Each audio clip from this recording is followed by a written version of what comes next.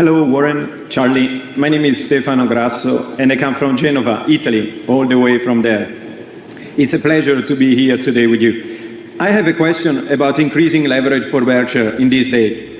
This question is really to trigger a discussion and to hear your thoughts on that. And also, this question was triggered by the fact that following the acquisition of BNSF a few years ago, which was partially financed by Berkshire stock, shortly after there was plenty of cash around. There could be different advantages for Berkshire to wisely increase leverage these days. Some generally true for all the companies, some Berkshire specific. And the Berkshire specific most important one for me as a shareholder is that the investment decision made to invest the funds would be made by the present team, you and the other managers. Question is then, why not go out and ask for several billions in bonds with a long maturity and maybe even with some early reimbursement or callable option embedded at Berkshire discretion and make a good use of it? Thank you. Well, what you say makes great sense. And this is the kind of thing Charlie and I used. I think if you'd asked Charlie and they 40 years ago that if we were looking at the present set of interest rates and we had some wonderful businesses that are making a lot of money, whether we'd have gone out and borrowed a whole lot of money for the long term,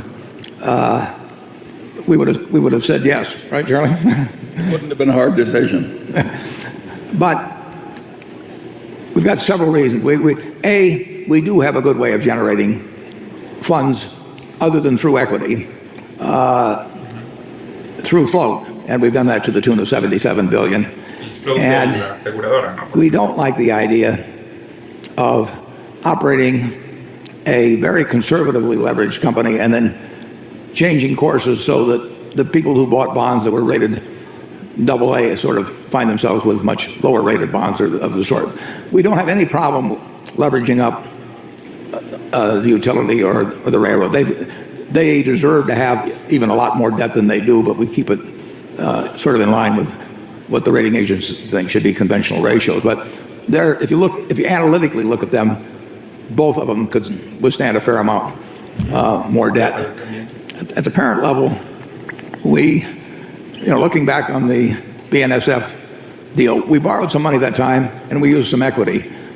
I think using equity helped us make the deal, but it was not a smart thing to do, basically. And I could have always gone to the market and repurchased a bunch of stock subsequently, and that's probably what I should have done on that. So I understand your point. I completely, another 30 or 40 billion of debt at Berkshire would be nothing, and would cost very little.